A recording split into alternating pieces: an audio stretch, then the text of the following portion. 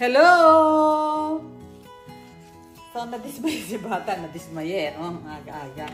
So, ayan. Hindi natuloy yung aking binubuan. Sayang naman yung aking pagkakagising. So, may gagawin tayo pang bahay laang. Yun. Itatry ko yung ganitong luto. Kung masarap yung may basil. Yung fresh basil. Yan.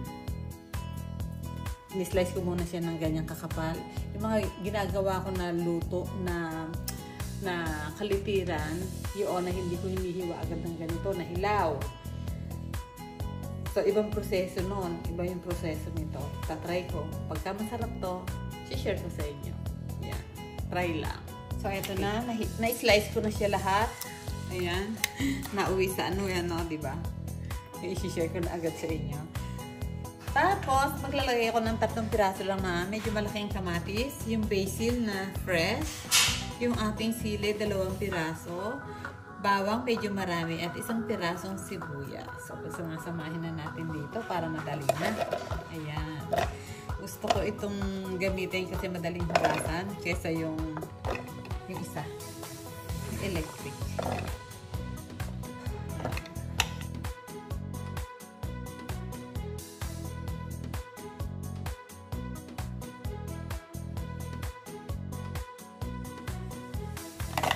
Ayan, lagyan natin dito.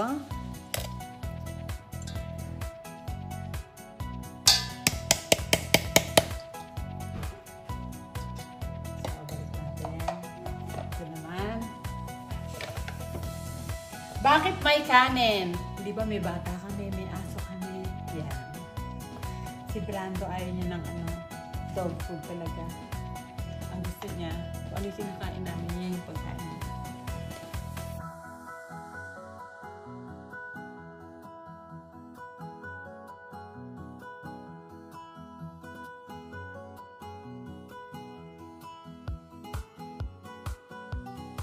So, yan na.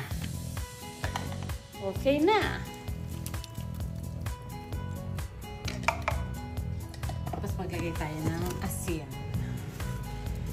Yan. So, low carb pa rin, di ba? Yan. Sarap na ito. Yan, abangan nyo kung ano pa gagawin ko dito mamaya. Pag malambot na siya. Ganyan lang. I-pressure cooker natin to. Pero paandalin muna natin yung kalan yan. Huwag muna natin isasara. Pag lumabas na yung katas, pag kumulo na, saka pa lang natin isasara yung pressure cooker. So, ayan, kumukulo na. So, kumatas na siya. Pero naglagay ako na ng konting tubig yung, syempre, yung mga nakatikip dun sa sayang naman. Dun sa balanggana. So, ayan o, ang ganda ng taba. So, hindi natin nalagyan ng lemon. Maglalagay tayo ng konting lemon. Ayan. Okay na yun. Kapas ng 1 lemon lang yun. Ayan. So, itatala na natin. Ito, pakukuluin lang natin ito ng mga 30 minutes. So, ayan na. Okay na yung ating pagkakalambot ng baka. Gagawin natin. Kinuha ko yung mantika niya. Tapos, yun ang ginamit ko na dito. Hindi na ako nag-butter. Kasi lalamit ko masyado yung kulit niya. Yan. So, pipirituhin na natin siya. Okay. Pirituhin natin. Okay lang. Ma-brown lang ng konti. Yan.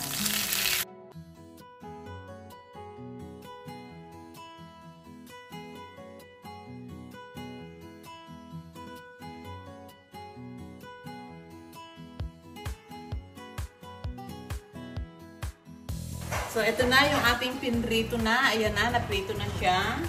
Ngayon, ito yung sauce niya. Oops, tumapon. Ito yung sauce niya.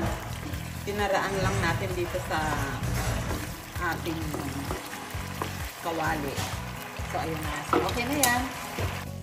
Wow. Wow. Siyempre, lalagyan natin ng basil.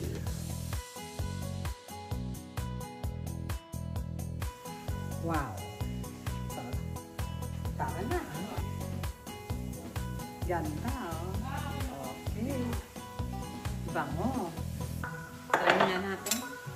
Hindi ko ko na siya tinikman kasi kanina, alam ko, masarap na siya. Ang sarap. Promise. Ang sarap niya.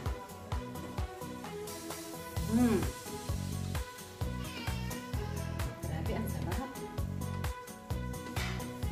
Matitikman nyo to. Uulitin ko to para sa inyo. Ayan. Sobrang sarap. Mahilig ako sa basil. Tikman na natin. Yes. Look.